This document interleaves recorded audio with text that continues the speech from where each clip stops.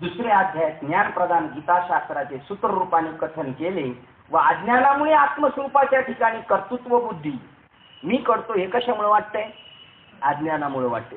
कर्तृत्व बुद्धी आणि धर्मरूप युद्धाच्या ठिकाणी अधर्म बुद्धी असे दोन तऱ्हेचे भ्रम अर्जुनात झाले होते. त्या भ्रमाची निवृत्ती अधिष्ठान ज्ञानाने होते.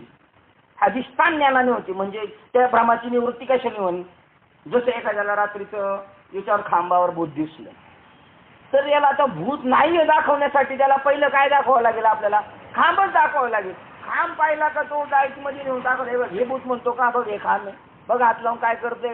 मग पात्र तो निसंशय होऊन जाणार का? काय निशंक होऊन जाणार का? आता काही नाही. तसं निवृत्ती अधिष्ठान ज्ञानाने होते असा नियम आहे. म्हणून देवाने अर्जुनास आत्मज्ञान सांगून त्याचे फल म्हणजे तीच प्रज्ञत्व किंवा जीवनमुक्ती आहे हे सांगितले. अर्जुन म्हणला मला पाप लागेल पुण्य लागेल तर मुळावरच घेऊन गेला. औषधच असं दाखवलं आम्ही नव्हे वैद्य अर्थाचे बुके.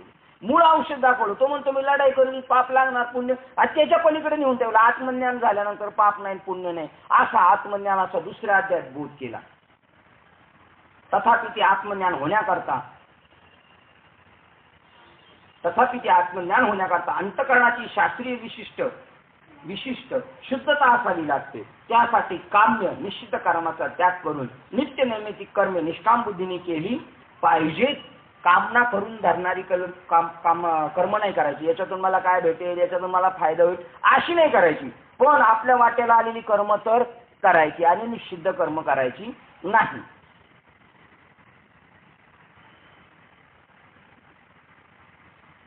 असा गीताशास्त्राचा उपदेश केला आहे. त्या साधनाचा आरंभ वरील प्रमाणे निष्काम कर्मापासून असून ते कर्म या तिसऱ्या अध्यायात सांगण्यास आरंभ केला आहे. म्हणून या अध्यायात साधनारंभ आहे म्हणून सांगितले आहे. अर्थात अर्जुनाच्या प्रश्नपूर्वक कर्माची आवश्यकता कशी आहे हे सांगण्याकरता हा अध्याय आहे. तो अर्जुनाचा प्रश्न असा आता अर्जुनाला प्रश्न आता ही स्थिती सांगितली कृतार्थ झालेल्या पुरुषाची ती कशी प्राप्त करायची ती साधना इथे तिसऱ्या अध्यायात सांगणार. याच्यामध्ये याला काही ठिकाणी कर्मयोग नाव दिलेले काय. याच्यामध्ये हा तिसऱ्या अध्यायामध्ये आता डायरेक्ट अर्जुन देवाला विचारणार ती स्थिती कशाने प्राप्त होते. पहा आता इथे साधन सांगणार आहेत आपल्याला. ईश्वर सहज असं जी प्राप्त होईल हे साधन तिसऱ्या अध्यायात सांगणार आहे. तर दुर्दैवाने जगातल्या विरळ्या लोकांनाच ते साधन माहिती आहे. बाकी याच्यावर स्टडी करून सुद्धा ते उलट म्हणतात ते साधन आम्हाला नको. पा काय दरिद्री माणसं म्हणायचं. किती दरिद्रीपणा. काही यांनी सांगितले का तू पूर्ण होशील तरी नको म्हणतो. किती उदाहरणं सोपी ज्ञानेश्वर महाराजांनी दिलेली ती पहा. ज्ञानोबराय म्हणतात कोणत्या प्रकाराने अर्जुनाने शंका केली ते ऐका. मग अर्जुन म्हणाला देवा कमलापती तुम्ही जे आता काही बोललात ते मी सर्व लक्षपूर्वक ऐकले. आत्मस्वरूपाच्या ठिकाणी विचार करून पाहिले असता कर्म आणि कर्ता ही उरतच नाही. कर्मही शिल्लक नाही राहत आणि कर्ता शिल्लक राहत नाही. श्री अनंता हे तुझे निश्चित मत असेल तर मग ऋषिकेशी पार्था तू युद्ध कर असे मला का सांगता. प्रश्न या भयंकर कर्मात मला का घालताना तुम्हाला लाज वाटत नाही का. देवाला म्हणतोय अर्जुन तुला लाज वाटत नाही का मला असं दुटप्पीच्या बोलण्याचं बोलतो. आता जाऊ दे आपण जर आपल्या बाबांना म्हणलो असं तर सांगा देवाला लाज वाटायला बाबा म्हणले मग आम्हाला लाज वाटायची समज काय सांग. हा देवच नालायक आहे. ज्याला तुम्ही मला समजता तो शाश्वत नाही. हा देह नाशिवंत आहे आणि या नाशक्याबद्दल मी माझं काय घेऊन बसू. तुला लाज वाटत नाही का तू असं का बोलतो. म्हणजे देवाला असं बोलतोय म्हणलं बघा काय अधिकार असेल. जशी जनाबाई देवाला शिवाय देते. हे पहा आत्मस्वरूपाच्या ठिकाणी सर्व कर्माचा तूच निषेध करतोस आणि माझ्याकडून मात्र हिंसात्मक कर्म करवित आहेस हे योग्य आहे का. प्रश्नच तर ऋषिकेशी याचा तूच विचार कर. मला तर असे वाटते की तूच कर्म मार्गाला मनातून मान देतोस व माझ्या हातून एवढी मोठी भयंकर हिंसा करवित आहेस याचा मेळ कसा बसावा. देवा तू जर असे संदेहकारक बोलू लागलास तर आम्ही अज्ञानांनी काय करावे. तर आता सर्व विचार संपला असे म्हणण्याचीच पाळी आली. अहो याला जर अज्ञान नाशाचा उपदेश म्हणावे तर भ्रम उत्पन्न करणारी भाषण याहून निराळे ते कोणते राहिले. अशी काही कीर्तन चालू आहे सध्या. भ्रम आहे अज्ञान निवृत्तीसाठी चालले का भ्रमात पाडायसाठी चालले. एक वाक्य सांगतो तुम्हाला. भ्रमनिवृत्ती अज्ञान निवृत्तीच्या ऐवजी भ्रम वाढवण्याचा प्रकार चालेल. मला असा एक माणूस भेटला होता आणि त्याने सांगितलं देव या जन्मात भेटतो. आणि तो म्हटला मला असं बाबांनी जसं एका खोलीत नेलं आणि मला डोळे झाकून बंद केलं, बंद करायला सांगितलं आणि नामचिंतन करायला सांगितलं आणि तिथून मी खाली आल्यानंतर 2 मांजरं आली आणि मग मात्र मला आत्मसाक्षात्कार झाला आणि तो मला सांगायला लागला. तर मी म्हणलं असं काही सांगू नको, असलं काही खरं नाही काय नाही आणि असल्यांच्या काही नादी लागू नका. बा किती गजडे मार गेलं. म्हणजे ज्ञान सांगायला गेलेले अज्ञान सांगतात आणि समाजाची काय करतात, अजून भ्रमबुद्धी करतात, दिशाभूल करतात. आणि आमच्या धर्मावर ज्ञानेश्वर महाराजांच्या व्यासपीठावर पोट भरू नये त्यांचं तत्वज्ञानाचं खंडन करतात. हे जर आम्ही आमच्या उघड्या डोळ्यांनी पाहत असू तर आम्हाला ज्ञानेश्वर महाराजांबद्दल काय आदर म्हणायचा. त्यांनी आमच्यासाठी एवढी हाडाची काढं केली, रक्ताचं पाणी केलं, पायाला पानं बांधून आम्हाला हा धर्म सांगितला आणि त्यांचा धर्म आज अस्तित्वातच नाही, आता असं राहिलंच नाही असं सांगत असाल तुम्ही जर कानाने ऐकत असाल तर तुम्ही सुद्धा काय म्हटलं पाहिजे आणि कसं काय धर्माचं रक्षण करू शकतो. मग तुम भी चुप हम भी चुप चालू द्या कसं. असा जर विचार केला असता सुभाषचंद्र बोसनी, भगतसिंगनी तर आपण आज स्वतंत्र नसतो. जर ज्ञानेश्वर महाराजांनी बंड नसतं केलं या पाखंडी लोकांबद्दल तर ज्ञानेश्वरी आपल्या हातात पडलीच नसते. त्याच्यानंतर तुकोबरायांनी जर बंड केलं नसतं ते आपल्याला कळालंच नसतं. आणि आता आपल्याला कळालं तर आपण ते टिकून ठेवलं पाहिजे.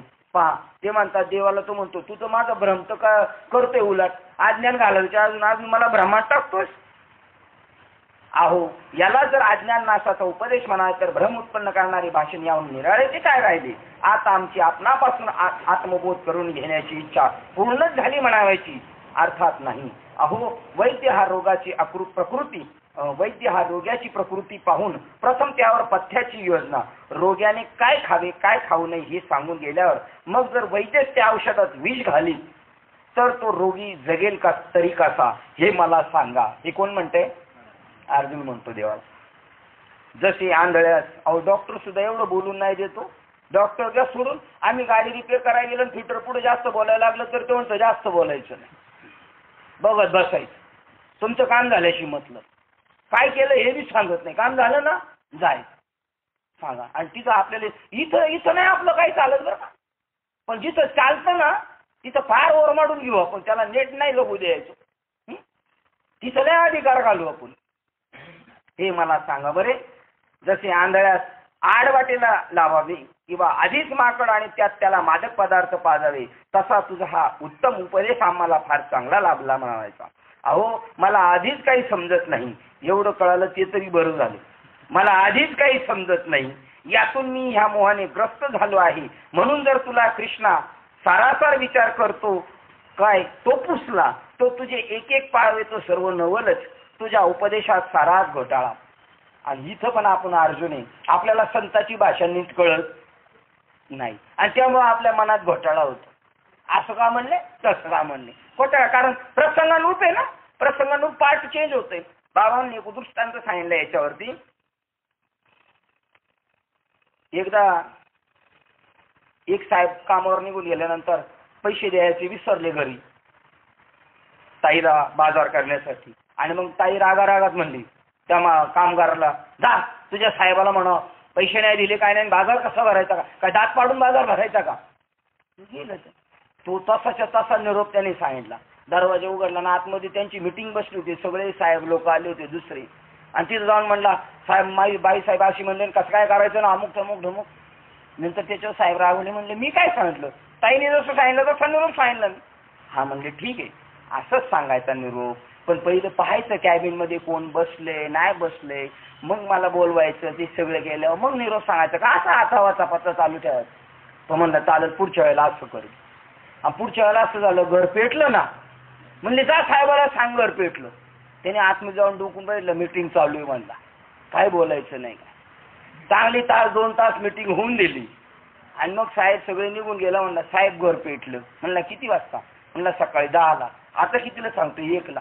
मग पहिलं का नाही सांगितलं, मग मागच्या वेळेला नाही का तुम्ही म्हटली होती पहिलं बघायचं कोण आहे नाही. अरे पण निरोप कसा आहे हे समज. आता हा दृष्टांत आपल्याला सगळा हास्यास्पद आहे, पण आपण संतांची भाषण ते समजू शकत नाही. ज्ञानेश्वरी आपल्याला नीट समजत नाही. काय युक्तीने बोलले, कशा मात तुकोबरायाची समजलं नाही ना. उघडा मंत्र जाणा रामकृष्ण म्हणा, सुखतील यातना गर्भवास.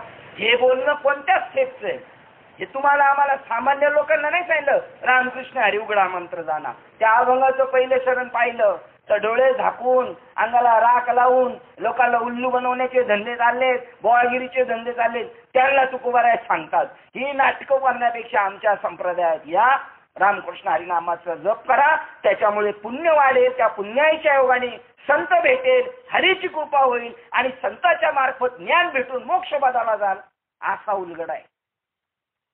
जा कोणी नेत्र काय जपत अशी, जव नाही मानसी प्रेम भाव. त्यापेक्षा उघडा मंत्र जाण रामकृष्ण म्हण, चुकतील यातना गर्भवास. त्याचं तिसरं चरण आहे, मंत्र तंत्र यंत्र काय करशी जडीबुटी, त्याने भूतसृष्टी पावशी.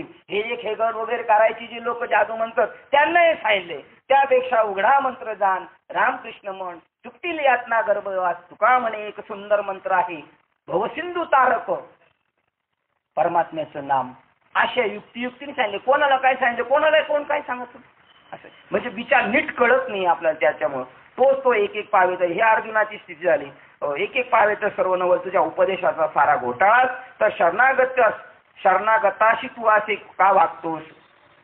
आम्ही शरीराने मनाने आणि जीवाभावाने तुझ्या बोलण्यावर भरवसा ठेवावा. आणि तू जर असे करू लागलास तर मग सर्व काही आटोपलेच म्हणायचे. मग आता अर्जुनाचा देवावर भरोसा होता, पण तरी सुद्धा पूर्ण भरोसा आहे का? लगेच संभ्रमावस्थित झाली. तसं संतांवर आमचा भरोसा आहे म्हणजे सगळं जनरल सांगतोय बरं का. सगळा महाराष्ट्र म्हणतोय संताची पाय हा माझा, पण त्यांचं नीट पूर्ण समजून नाही ना घेत. अर्ध समजून घेतले आणि पळत सुटले. उघडा मंत्र जाणा, उघडा मंत्र जाणा, तेवढंच घेऊन पळत सुटले. पूर्ण आतमधला गाभा जाणून घ्यायचं नेमकं त्यांना काय म्हणायचं पुढं. तो मंत्र उघडा जाणा, जाणलं नाही काय नाही नुसतं म्हणा म्हणे. अर्जुन म्हणाला आता अशाच प्रकारे जर तू बोध करणार असेल तर आमचे चांगलेच कल्याण करतोस म्हणायचे. आता येथे ज्ञान संपादन करायची आशा कशाची. मग आता एक तरी ओळी अनुभव आहे म्हणजे हे अनुभवायचं का आपण. देवाचं फायनल मत आहे त्या ओळी अनुभवायच्या. 9030 ओळी असतील किंवा 9033 ओळी आहेत. मामासाहेब दांडेकरांच्या ओळी ज्ञानेश्वरीमध्ये 9030 ओळी बरोबर ना. 3 ओळी कमी यांच्या पेक्षा त्या आणि यांच्यात 3 ओळी जास्त. बघा आता हे दोन्ही पण खंदे फलंदाज आहेत, तरी 3 ओळीची कमी सरस आहे. याच्यातच नुसते समजून घेण्यात किती गैरसमज होईल. काय समजणार आहे बरं. हे विद्वान लोक त्याच्यामध्ये आपण तर नाही सामान्य. आपल्याला काय करणार आहे, आपल्याला अजून हे माहित नाही का यांच्या दोघांच्या ओळींमध्ये 3 ओळींचा वापरा आहे म्हणून त्यांनी काय बिघडणार आहे असं नाही. पण असं आहे, असा जर घोटाळा आहे तर मूळ तत्वापर्यंत केवढा घोटाळा कधी समजणार. आणि त्याच वेळेला कळणार ज्यावेळेला आपलं मडकं रिकामं होईल, सूक्ष्म होईल. आम्हाला शाळेत म्हणायचे शिक्षक किती इंग्लिश स्पेलिंग पाठ केली. मग विचारलं का हे नाही केलं ते नाही केलं, मग तू केली की पाठ ते नाही केलं, मग काय पाठीभर केली का पाठ गमेल बघ काय कांदे बटाटे भरलेत का. आणि आपल्या डोक्यात तरी काय भरलेले तेच भरले. जशी सूक्ष्म बुद्धी होईल तसा त्यांचा म्हणण्याचा उद्देश आपल्याला कळणार आहे. येथे ज्ञान संपादन करण्याची आता आशाच करायची कशाची सांग. ज्ञान संपादन करण्याची हौस तर खरोखर संपलीच, परंतु या उलट असे झाले की माझ्या मनाची प्राप्त झालेली स्थिरता जाऊन माझे मन जास्तीच घोटाळ्यात पडते. असंच आहे, थोडे घोटाळ्यात पडणार. तुम्ही सांगा फोडणी देताना लय समाधान वाटते का कालवणाला फोडणी देताना समाधान वाटते का. हे सांग खमन कर काय केले काय माहिती. पण खातानी तसंच आहे. याच्यात घुसल्यानंतर कधी कधी असं वाटतं कुडून याच्यात घुसलो आणि काय झालं असं वाटतं. तो ताप होणार पण पुढे गेल्यानंतर आनंद आहे. प्रवासाचा शीन आहे. जसं सांगतात भाकरीने ह्याचं वज आहे पण भूक लागल्यानंतर ती शिदोरी आहे. घोटाळ्यात पडलो. पुन्हा अर्जुन मनात सपापून म्हणतो की बरोबरच त्याबरोबरच श्रीकृष्णा तुझी काय लीला आहे मला काही कळत नाही. आता परत थोडा रिव्हर्स मध्ये आला. असंच आपलं होतं काही कळत नाही. कदाचित या उपदेशाच्या मिशाने तू माझे मनही पाहतोस की काय कोण जाणे ते न कळे. किंवा तू आम्हाला फसवीत असशील की अथवा गुढार्थाने ब्रह्मस्वरूप सांगितले असेल. यात खरे काय हे विचारपूर्वक पाहिले तरी निश्चित असे मला काही कळत नाही देवा, आता मी अशी विनंती करतो की हा उपदेश असा गुढार्थाने सांगू नकोस. महाराज, आपला विचार असेल तो मला आडाण्यालाही समजेल अशा सोप्या भाषेत स्पष्ट करून सांगा. श्रीकृष्णा, मी अतिशय मंदबुद्धी आहे. काय कबुली जबाब आहे बाबा. मंदबुद्धीला मंदबुद्धी म्हणलं तरी बरं वाटेल का? मी मंदबुद्धी आहे, पण साधू संतांना काही घेणं देणं नाही. ते चपराक मारून जातात, कारण त्यांना माहिती आहे याला असं म्हणल्याशिवाय कळणार नाही.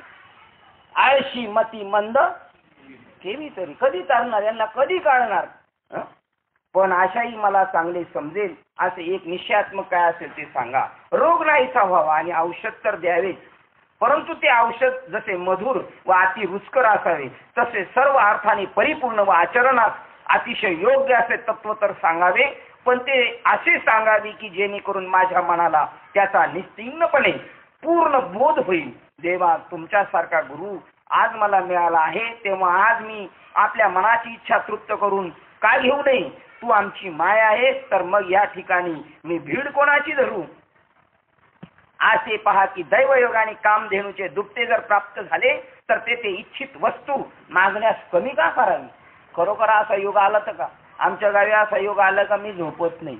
बाबा आले, कोणतेही बाबा आले का आम्ही रात्रभर गप्पा मारतो. बाबाला आपण निशंक होतो बाबाकडून प्रत्येक प्रश्नाची उत्तर. हे काय ते काय, भीड काय धरायची. हरिओमला विचारा.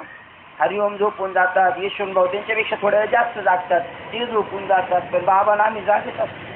शिंदे दादा तर रात्रभर चांदण्याकडे चांदण्याकडे बघून सांगत राहायचे, असं आहे ते तसं आहे ते तसं आहे. हे एका दिवसात नाही कळत बरं का, एका दिवसात नाही कळत. रोज रोज रोज रोज संसार का एका दिवसात. म्हातारी शेवटी म्हणती, बाबा हो ग बसा, कशाला भांडता, काही होणार नाही, जे आहे तसंच राहणार आहे. अहो तो का म्हणून ग बसू. ती बी पहिली म्हणत होती का म्हणून ग बसू, पण तिला कळालं याच्यात काही शेवटी फायनल हातात येत नाही. तुमच्यासारखी गोष्ट मिळाली तर मग मी का गप्पा असा भीड कोणाची धरू. असे पहा की दैवयोगाने कामधेनूचे दुपटे जर प्राप्त झाले तर ते इच्छित वस्तू मागण्याशी कमी काय करावी. का आपण मागायचं, घ्यायचं ना मागून पाहिजे ते. किंवा चिंतामणी हाती आला तर मग इच्छित वस्तू मागण्याचे संकट का पडावे. आपल्याला जे अपेक्षित असेल ते का मागू नये, हवे ते इच्छू नये का. असे पहा की अमृत सिंधूचे काठी येऊन उभे राहून अमृत न पिता जर तहानेने तडफडावे तर मग अमृत सिंधू जवळ येण्याची मागले श्रम तरी का करावे. हे अनुग्रह घेणाऱ्या माणसाबद्दल वाक्य आहे. आपण संबंध जोडला ना या मालिकेशी, जोडला ना. आता का, आता घ्या ना, लुटून घ्या, काय पाहिजे ते काढून घ्यायचं. का तिथं जाऊन उपाशी मारायचं. हा मला अमल नाही जमत, अमल नाही पटत, अमल नाही करत, या आपल्या पुरतं नाही चाललं बरं का. हे जनरल महाराष्ट्रभर वाक्य. ज्याला या मालिकेशी संबंध जो भेटला त्याला फटका जरी वाचला तरी त्याच्यातून अमृत सुखाचाच अनुभव आहे. कारण ती त्याची जडणघडण चालू आहे. संकट सुद्धा येणार, अडीअडचणी सुद्धा येणार, त्याच्यातून तो काय होणार, परिपक्व होणार, परिपक्व होणार, परिपक्व होणार. अमृत सिंधूच्या काठी उभे राहून अमृत न पिता तहानेने का तडफडावे. का आपल्या चेहऱ्यावर असं दुःख असावं. आपल्याला अमृताचा सेवा प्राप्त झाला ना, मग का आपल्याला चिंता सत्विता असावी. का आपण दुःख घेऊन बसावं, का डोकं धरून बसावं. आनंदाने का ना आनंद लुटावा, आनंदानेच आनंद लुटावा. मग अमृत सिंधू जवळ येण्याची मागील श्रम तरी का करावे. मग कशाला माळ घातली, हे इथून माझी सुरुवात नाही. मग माळ तरी कशाला घालायची. खाल्लं पेला असं टामटीम मध्ये राहिला असता. कीर्तनाला जायचं, पंढरपूरला जायचं, दांड्या मारायच्या 8-8 दिवसाच्या, तिकडून आल्यावर परत डॉक्टरकडे जायचं. का त्रास घेऊन करायचं. मग त्यापेक्षा मग आपलं पहिलं चाललंय ते बरं आहे ना. त्याप्रमाणे हे कमलापते मग अमृत सिंधू जवळ येण्याचे मागील श्रम तरी का करावे प्रश्नचिन्ह. त्याप्रमाणे हे कमलापती तुझी अनेक जन्मांतरामध्ये उपासना अर्थात निष्काम सेवा केल्यामुळे दैवयुगाने जर आज तू मला लाभला आहेस तर मग परमेश्वरा माझ्या इच्छेप्रमाणे तुझ्यापाशी मी वाटेल ते का मागू नये. देवा, आज माझ्या मनातील हेतू पूर्ण फलीभूत होण्याचा हा दिवस उगवला आहे.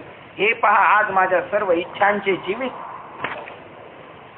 परिपूर्ण सफल झाले व आज माझे पूर्व पुण्य यशास फळदृप्तेस आले व माझे सर्व मनोरथ आज सिद्धीस गेले असेच मी समजतो. पुण्य फळले किंवा एका जनार्दनी संत आणि पूर्ण करती मनोरथ. कारण अहो महाराज, सर्वोत्कृष्ट कल्याणाचे आदिपीठ व सर्व देवांचे देव जे तुम्ही ते आज आमच्या अधीन झाला आहात ना. देवाधीन होतो. बाबा आपल्या अधीन झाले का आपलं काम झालं म्हणायचं. बाबा आपल्याकडे फेरे मारत राहिले पाहिजे, बाबांचा फोन आपल्याला आला पाहिजे, मग समजायचं आपलं काम झालं. पण याच्यासाठी पहिले आपल्याला फेरे मारावं लागतील. आपण आपल्याला काय गरज आहे, मग पडतंच. त्यांच्या चित्तात जागा निर्माण करायची आपण. ते पाहणार त्यांचं प्रेम जगातल्या सगळ्या प्राणी मात्रावर, पण त्यातल्या त्यात विरक्तांवर जास्त प्रेम आहे. ज्यांना संसाराबद्दल विरक्ती निर्माण झाली आणि परमात्म्याबद्दल आसक्ती निर्माण झालेली, अशा लोकांवर साधूचं जास्त प्रेम असतं. तू आमच्या अधीन झाला ना, म्हणून असे पहा, आईचे जवळ स्तनपान करण्यास मुलाला जशी वेळ अवेळ याची मुळीच अडचण नसते, ह्याचप्रमाणे देवा कृपानिधी मी तुम्हाला माझे इच्छेनुरूप असे वाटते ते विचारित आहे. म्हणून देवा इहलोकी आचरण्यास योग्य आणि परलोकी हितकारक असे जे एक निश्चित काय असेल ते मला सांगा, असे श्रीकृष्ण अर्जुन म्हणाला. आता देव काय म्हणतात बघा. देव आता तुम्हाला उत्तर सांगतात, कोणत्या योगाने तुम्ही ईश्वर स्वरूपाशी एकरूप व्हाल. निर्णयात्मक मत सांगतात, आपण ते स्वीकारून वाटचाल केली पाहिजे. हे बोलणे ऐकून श्रीकृष्णाने आश्चर्याने विस्मय पाहून म्हणतात, अर्जुना तुला मी एक कर्म करण्याविषयी जे थोडक्यात सांगितले त्याला थोडा गंभीर अर्थ होता, गर्भित अर्थ होता. देव आपल्याकडे थोडा कमीपणा घेऊन असे सांगतात. आणि असंच करावं लागतं. आपण जर रुसलो तर बाबालाच म्हणावं लागतो, जाऊ देवाला दे सोडून, माझ्याकडूनच काहीतरी मिस्टेक झालेली, तुला नीट समजलं असं नाही म्हणणार, माझ्या बोलण्यात काहीतरी थोडा गाफला झालेला आहे. बघा, देव आपल्याकडे थोडा कमीपणा घेऊन असे सांगतात की मला प्राधान्याने कर्ममार्ग सांगायचा होता, कारण तो ईश्वरार्पण कर्ममार्ग सांगताना प्रसंगानुसार जो सांख्य ज्ञानाचा मताचा सिद्धांत व ज्ञान मार्गाची व्यवस्था महती ज्या हेतूने आम्ही सांगून गेलो, तो आमचा सांगण्यातला हेतू तू जाणलाच नाहीस. मला काय सांगायचं होतं ते तू जाणलं. कर्ममार्ग तर करायचाच, पण कर्ममार्गातला विशेष जो ज्ञान मार्ग आहे तो आम्हाला तुला सांगायचा होता, पण तुला नेमकं समजलंच नाही. आणि असं एकाला नाही समजलं, असं बऱ्याच लोकांना समजलेलं नाही का देवाला नेमकं काय सांगायचं. पहा पुढे तुमच्या लक्षात येईल. आता फार डोळस आहेत तुम्ही. तो आमच्या सांगण्याचा हेतू न जाणलास म्हणून व्यर्थ रागावलास. पहा, मताचा सिद्धांत सांख्य ज्ञानाच्या मताचा सिद्धांत ज्ञान मार्गाची व्यवस्था मग ती ज्या हेतूने आम्ही सांगून गेलो तो आमचा सांगण्याचा हेतू तू जाणला नाहीस म्हणून व्यर्थ रागवलास. असो तर असो हे ध्यानात ठेव की सांख्य ज्ञानयोग आणि बुद्धियोग निष्काम कर्मयोग ही दोन्ही मार्ग मीच सांगितलेले आहेत. बघा, आता सांख्य ज्ञानयोग म्हणजे जे आपल्याला मिळालेलं ज्ञान, आणि आता दुसरं सांगितलं बुद्धियोग. बुद्धियोग म्हणजे तरी काय सांगितलेलं आहे, कर्म करायचं पण त्या कर्माचं फळाची अपेक्षा न करता निष्काम बुद्धीने कर्म करणं, त्याचं नाव बुद्धियोग. म्हणजे कर्म करायचं पण फळाची अपेक्षा आहे. आणि ज्ञान मार्ग तेच सांगतो का तू काही केलेलं नाही. इथं तरी करायचं नाही असं म्हणायचं, मनाची समजूत करायची, पण तिथं डायरेक्ट सांगितलं तू काही करीतच नाही, निमित्ताचा धनी केला असे प्राणी. हा ज्ञान मार्ग सांगितलाय संतांनी. ह्या लोकात हे दोन्ही मार्गाचे संप्रदाय बघा. आता ज्याला संप्रदाय म्हणतात तो सांगतात हे दोन्ही मार्ग मिसळले. या लोकात हे दोन्ही मार्गाचे संप्रदाय माझ्यापासून अनादि सिद्ध पूर्वभाव प्रगट चालत आलेले आहेत. आता इथे दोन मार्ग सांगतात, दोन संप्रदाय सांगतात. आणि भागवतामध्ये दोन संप्रदाय सांगितले. गोरखपूर प्रकाशनची भगवद्गीतेच्या प्रस्तावनेमध्ये दोन मार्ग होते, एक शुक मुनीचा आणि एक वामदेवाचा.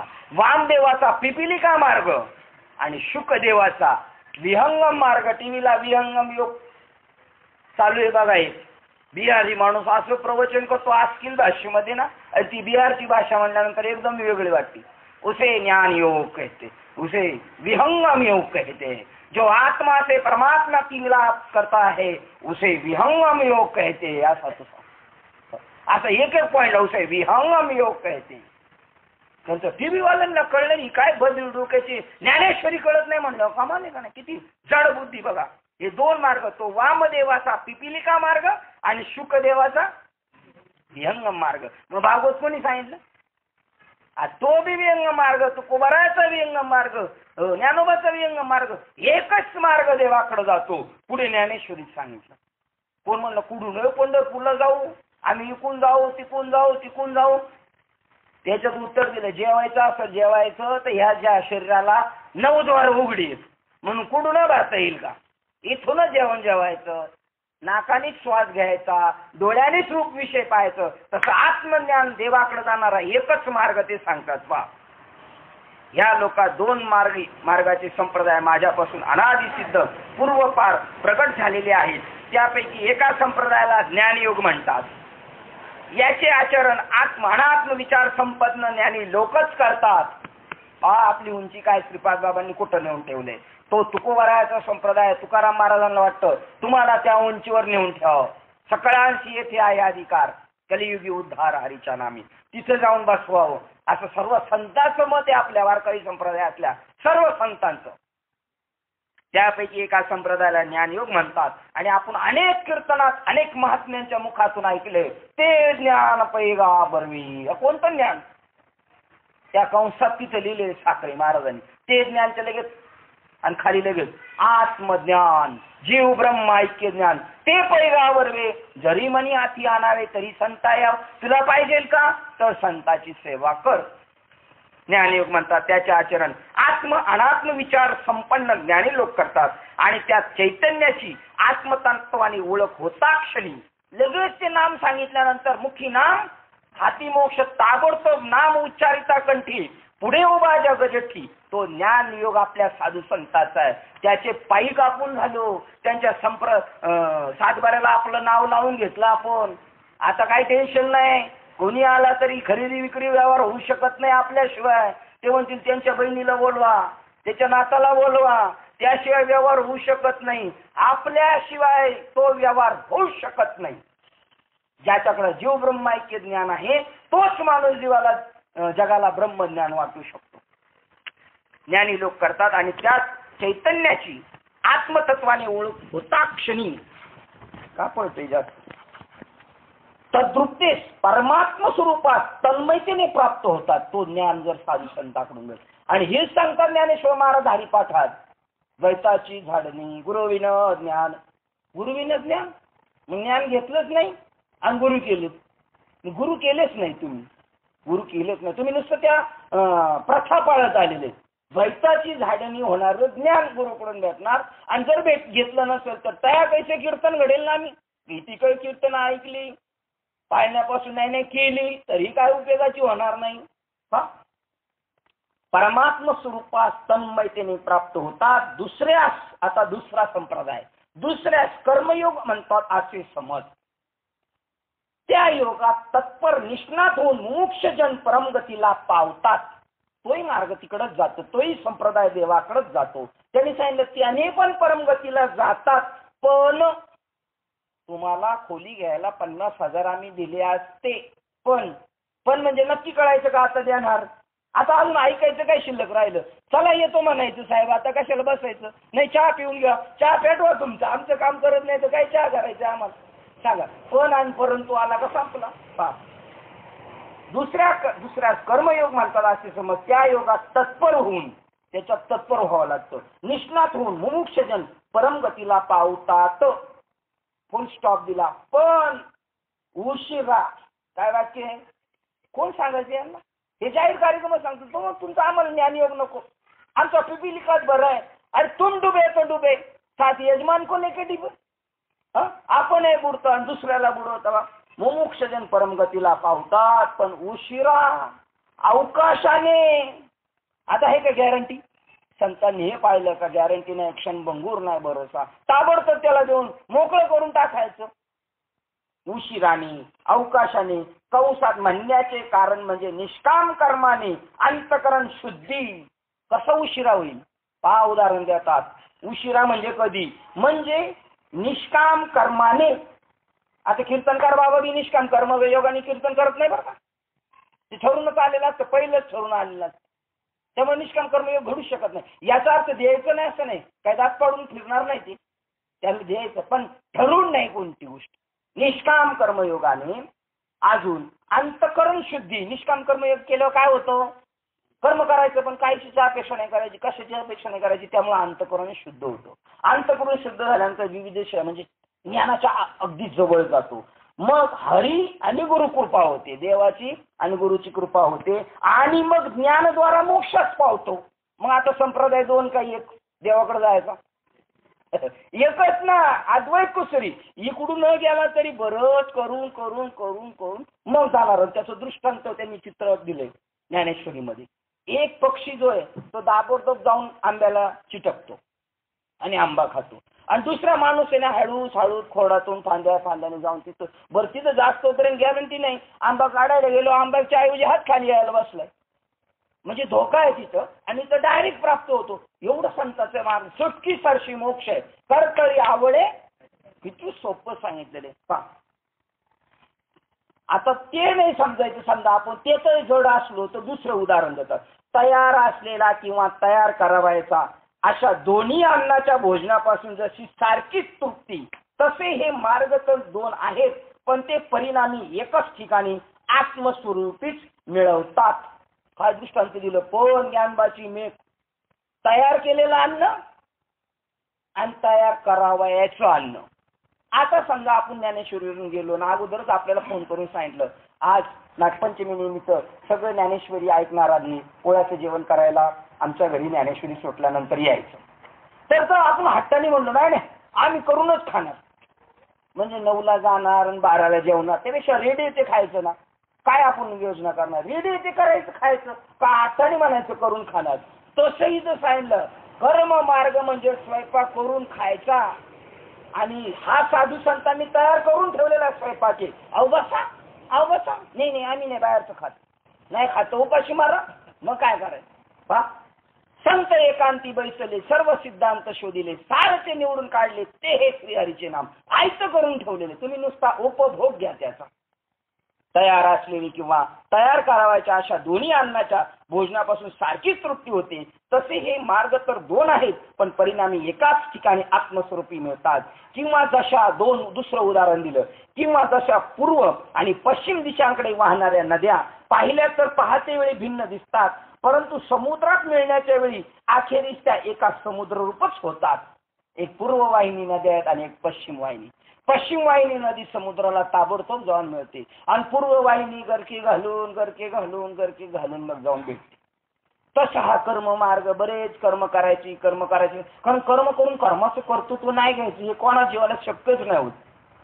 मी केलं असं म्हणतोच माणूस, तो शुप्त अहंकार असतोच, तो शेष अहंकार जायला पाहिजे. त्याला मध्यबाबांची काय हातोटी बघा, दृष्टांत द्यायची.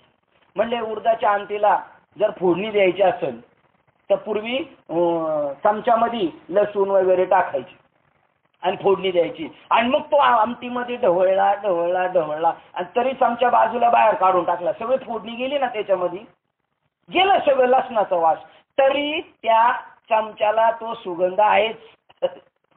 तसा शेष अहंकार जीवाचा शिल्लक राहतो, आणि तो न राहावा म्हणून ज्ञानोत्तर भक्ती, कीर्तन, भजन, प्रवचन स्वतः करायचं, दुसऱ्याला करायला लावायचं, आणि मग त्याचा अहंकार हळूहळू गलित गात्र होतो, आणि मग तो त्याच्यापासून बाजूला होतो, शुक्त राहतोच तो.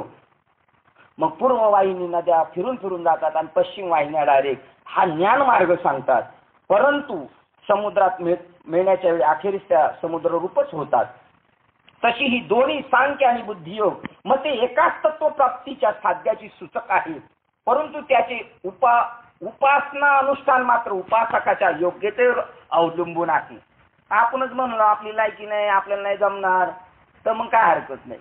पण संत म्हणतात सकाळांची आहे इच्छा अधिकार, या रे याची भलती नारी, भलती म्हणजे पार बरगटलेला कसला असला तरी, भलती नारी नर करावा विचार न लगे चिंता. किंवा चोखा मेळा दौंडी पिटतो काय, हा खट्टनट, बरोबर तुम्हालाच माहिती होणार ते प्रमाण, कारण जो जसं आहे त्याला तसं प्रमाण कळणार. खट्टनट यावे शुद्ध होऊन जाणे, दौंडी पिटी भावी, खट्याळ असू द्या, नाटाळ असू द्या, कसं असं यांना असं बोलतो, असं जर आपल्याला बोललं तर मला नाही वाटत उद्या भेटू म्हणून आपण. त्याला माहिती आहे हा याला बोलत नाही, आणि मलाच खरं बोलायचं तुम्हालाच, पण निमित्त यांचं. सासू बोले, सुने बोले, लेकी बोले, सुने लागे, पण तरी सुद्धा सून म्हणते मी निगार गठ्ठा, काही म्हणा मला काय परिणाम नाही आमच्यात. परंतु त्याच्या उपासना अनुष्ठानावर मात्र उपासकाच्या योग्यतेवर अवलंबून आहे. म्हणजे आपली लायकी नाही असं आपण सरळ सांगतो आणि बरीच लोक म्हणतात आम्हाला नको म्हणजे आपण समजायचं त्यांची काय नाही, त्यांची लायकीच नाही समजून घ्यायची तर काय. जसा पक्षी एका उड्डाणाबरोबर झाडाचे फळ प्राप्त करून घेतो पण त्याच योगाने मनुष्यात ते फळ कसे प्राप्त करून घेता येईल. ज्या उलचा अधिकार घेऊन होता माणसाला कसं जमल, म्हणजे माणसापेक्षा पोपट श्रेष्ठ यांचं म्हणते. पोपटाला जमतंय ना आपल्याला कसं जमल बघा. आज तो दृष्टांत दिला, पोपट जसा उडी मारून खातो तसे ज्ञान आहे. तर यांनी ही ओळ याच्यासाठी लावून धरली माणसाला कसं जमल आणि आम्हाला कसं जमल पहा. म्हणजे त्या नानींनी सांगितलं होतं एकाने अभंग घेतला, काय सांगू आता संतांचे उपकार. आणि कीर्तनाला उभं राहिलं म्हणलं आता मी तरी काय सांगू. जिथं तुकाराम महाराजच म्हणतात मी काय सांगू आता संतांचे उपकार, तर मी तरी काय सांगू म्हणतो. अरे तू काय सांगू, असे अनेक उपकार केले त्यांनी माझ्यावर, त्यातले कोणते सांगू, काय सांगू आता संतांचे कोणते सांगू. त्यांनी माझ्या सगळ्या, आणि त्याच्यावर बिलाड्या पण गोटीत कीर्तन केलं. बाबांनी आमच्या घराचे उमरे शिजवले म्हणे आम्हाला ती स्थिती गाठण्यासाठी, त्यातले कोणते सांगू तुम्हाला, काय सांगू आता संतांचे उपकार. जसा पक्षी एका उड्डाणाबरोबर झाडाचे फळ प्राप्त करून घेतो पण त्याच वेगाने मनुष्याचे फळ कसे प्राप्त करून घेता येईल सांग बरे प्रश्न. म्हणशाल तो हळूहळू, हे हळूहळू चालले पायी हळूहळू चालला, कोणी कोणाशी बोलू नका असा कसं केलं. शब्दार्थ घेऊन पळत सुटले, लक्षार्थ जाणणार नाही त्याचा. तो हळूहळू एका फांदीवरून दुसऱ्या फांदीवर जाता जाता तो काही वेळाने त्या मार्गाच्या आधारानेच फळाजवळ खात्रीने पोहोचेल व तोही फळ प्राप्त करून घेईल. त्याचप्रमाणे पहा सांख्य ज्ञान मार्गाचा आश्रय करून ते ज्ञानी विहंगम न्यायाने पक्षाच्या गतीप्रमाणे तात्काळ मोक्ष प्राप्त करून घेतात. दुसरे जे कर्मयोगी ती कर्म मार्गाच्या आधाराने पिपिलिका मार्गाने वेदविहित अशा आपल्या वर्णाश्रम धर्माप्रमाणे आचरण करून काही कालाने अंतकरण शुद्धी आणि मग ब्रह्म ऐक्य ज्ञान इत्यादी द्वाराने परंपरेने मोक्ष रूप पूर्णतेस प्राप्त होतात. शिवाय कोणी मनुष्य वेदविहित कर्माचा आरंभ न करताच आरंभापासून विहित प्राप्त कर्मे टाकून देईल व जर सिद्ध ज्ञानवानाप्रमाणे आपण नैष्कर्म्य होऊ म्हणेल तर निश्चयाने त्या कर्महीनास नैष्कर्म्य स्थितीचा प्राप्त होता येणार नाही. संत जसे करत होते म्हणून आम्ही तसे करू तसं होऊ शकत नाही. त्या कर्महीनास कामधंदा दिला सोडून आणि चला म्हणे कीर्तनाला जाऊ या गावाला आणि त्या गावाला. पहा काय चपराक मारली ज्ञानेश्वर महाराज. संत करीत होते म्हणून तू त्यांची आतली बघ ना ज्ञानपूर्व स्थिती काय. आता ज्ञानोत्तर भक्ती आहे त्यांची, कीर्तन भजन प्रवचन. त्याच्या अगोदर ज्ञान प्राप्त करण्यासाठी काय केलं त्यांनी, कशी स्थिती केली, काय अवस्था केली, त्याचं चिंतन कसं झालं, अष्ट सात्विक भाव काय झाले. ज्ञानपूर्व स्थितीत आलंच नाही हा तर त्याला काय करणार. हे आम्ही असं कधीच पाहिलंच नाही तर काय करताय म्हणतात मग पाहून घे योग आलाय पाहून घे, ये अनुग्रह घे, तुला बसू उड्या मारशील मग लोक लागू. जाजू साहेबांनी असंच केलं म्हणे गावातले लोक आमच्या विरोधात आणायचे, असे बाबांना घेऊन आले म्हणजे असं कधी पाहिलं नाही. मग जुने माळकरी घेतले ना गावात घरात त्यांना घेऊन गेलो. ते म्हणजे आम्हालाही बघायचं असं कधीच झालं नाही. मग नेलं बाबांनी त्यांना अवस्था नामचिंतन दिलं, ध्यानाला बसवून ते बी असं करायला लागले. मग जे ज्यांना सांगतो नाही त्यांना बोलवलं म्हणले मी दरवाजा उघडून म्हणले बघा हे बी असंच करायला लागलेत बरं का आता. आणि मग हे जाऊन परत बाहेर जायला सांगले त्यांचं कुठं खरंय त्यांचं काय ऐकतं आम्ही आलो बघून. ते म्हणले का तू बी हालत होता डुलत होता आम्ही पाहिले. असे बाटवले म्हणले, बाटवले तेव्हाच ते गप्प बसले, तसे बसले नसते. हा युक्ती आहे रो, तू का म्हणे नेनो युक्तीची खोली. असे बाटवले का गप्प बसते. अरे अर्जुना ज्याला वेदविहित कर्मे आहेत फक्त ती टाकावीत व तेवढ्यानेच निष्कर्म्य कृतार्थ व्हावे असे म्हणणे निवड मूर्खपणाचे. वेदविहित कर्म टाकू शकत नाही आपण करायची कर्म. नाही तर अर्जुनाला सरळ सांगितलं युद्ध करूच नको. युद्ध करायचं पण युद्धातून फळ काय भेटलं याची अपेक्षा करायची नाही. ती स्थिती प्राप्त करायची. कर्म करायचं आणि न केल्याचा आव्हानायचा. आपलं उलट आहे, कर्म करायचं नाही आणि केल्याचा आव्हान तुला. पहा नदी दुथडी भरली आहे व ती उतरून पलीकडे जाण्याची तीव्र आवश्यकता आहे. तेथे नावेचा त्याग करून जाऊ म्हटले तर ते कसे बरे जाता येईल सांग बरे. म्हणजे हे कर्म तुम्हाला सोडणार आहे, कर्मच कर्माला सोडणार आहे. लोहा ही लोहे को काटताय. या कर्मातून तुमची सुटका नाही. कर्म करूनच नैष्कर्म्य स्थितीला प्राप्त. कर्मच नाही केलं तर फळाची आशा कशी काय टाकील. कर्म करायची फळाची आशा टाकायची. किंवा भोजनापासून ज्या तृप्तीची इच्छा आहे त्याला स्वयंपाक न करून कसे चालेल. काय उदाहरण सोपं आहे. जेवायचंय ना तर काम केलंच पाहिजे. तसं तुला नैष्कर्म्य स्थितीत जायचंय ना, कर्म करूनच नैष्कर्म्य स्थितीत जाता येईल. काम नाही करायचं काय होतं. पहा, हे मामासाहेब दांडेकरांनी सांगितलेलं आहे. आमच्या गावामध्ये अजून आहेत जिवंत माणसं. त्यांचं मला असं वाटतं शूटिंग करून ठेवावं त्यांच्या मुखात. ज्यांचा गोडवा गातात आपण हल्ली सगळे लोक, आणि खरंच ज्ञानी होते ते मोहनानंद स्वामी, बोरकर शास्त्री, आमच्या गावचे भोर बाबा, मारुती महाराज पानसरे ओतूरचे, हे नाही दुसरे यांच्या अगोदरचे, आणि पाचवे दुबे सर, हे एकाच वेळेला आळंदीतून उत्तीर्ण होऊन कीर्तनाच्या परीक्षा मामासाहेब दांडेकरांनी त्यांच्या घेतल्या आणि उत्तीर्ण झाले. त्याच्यातून पास झाले आणि बारीक होते. 7वी झाल्यानंतर लगेच ऍडमिशन घेतलं होतं. 4 वर्ष मामासाहेबांनी जवळ घेऊन सांगितलं, पोराओ आता कीर्तन करायला शिकले, पण हा उपजीविकेचा म्हणजे पोट भरण्याचा विषय करू नका. कामधंदा करा आणि मग समाजाला ज्ञान सांगा. त्यावेळेला त्या ज्ञानाला तुमच्या वजन येईल. ते म्हणले, मग मी मिलमध्ये राहिलो, दुबे सर शिक्षक झाले, यांना जास्त ज्ञानाची अपेक्षा होती मोहनानंद स्वामींना, ते काशीला गेले. हो, हे सर सुद्धा तुमच्या गावात दोलवडचे सर झाले. कर्म करूनच करता येईल. कर्म टाकून निष्ठा कीर्तनकार बाबा झाला, नुसता रात्रीचं जो कीर्तन दिवसा झोपवतो त्याला हे जमणार नाही. काम करून करायचं. सगळं युद्ध करून मग अर्जुना मी नाही केला असं समजायचं. किंवा भोजनापासून ज्या तृप्तीची इच्छा आहे त्याला स्वयंपाक न करून कसे चालेल, अथवा स्वयंपाक करून तयार असलेले अन्न न खाता कसे काय चालेल. तृप्ती कशी प्राप्त होईल सांग बरे. मोक्ष कसा भेटेल. कर्म हे प्रारब्ध कर्म, जे शरीर नाही हेच प्रारब्ध कर्म आहे. ते भोगूनच मोक्ष मिळेल. जोपर्यंत निरीक्षता प्राप्त झाली नाही, काय निरीक्षता प्राप्त झाली नाही तोपर्यंत कर्म करणे हे असणारच असे समज. तीच तृप्ती प्राप्त झाली म्हणजे आत्मसंतोष प्राप्त झाला की कर्म करणे साहजिकच थांबते. कर्म करणे साहजिक थांबते म्हणजे त्याचं मी करतो असं वाटत नाही, मला करायचं असं काय नाही, झालं तर झालं, नाही झालं तर नाही झालं, ही स्थिती प्राप्त होते त्याला. म्हणून पार्था ज्याला नैष्कर्म्य स्थितीची परमात्म प्राप्तीची तीव्र इच्छा आहे त्याला वेदविहित कर्माचरण सोडणे कधीही योग्य होणार नाही. आणि म्हणून ज्ञानेश्वर महाराजांनी हरिपाठात पहिलं सांगितलं, आसोनी संसारी. संसारात असूनच तुम्हाला मोक्ष मिळेल. संसार टाकून मोक्ष मिळू शकत नाही.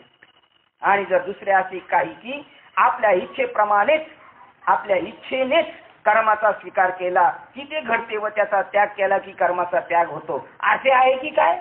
आपल्या इच्छेने होतं का. आम्हाला असं वाटतं आमची गाडी कोणी ठोकू नये, पण येऊन ठा आम्ही किती सांभाळलं तरी, म्हणजे आपल्या इच्छेप्रमाणे नाही काय. आपण कसं आहे प्रारब्धावर आपलं अवलंबून आहे, काय पुढं घडणार काय नाही. मग तुझ्या हातात काय नाही तर कर ना कर्म, आपल्या हातातच काही नाही तर करायचं.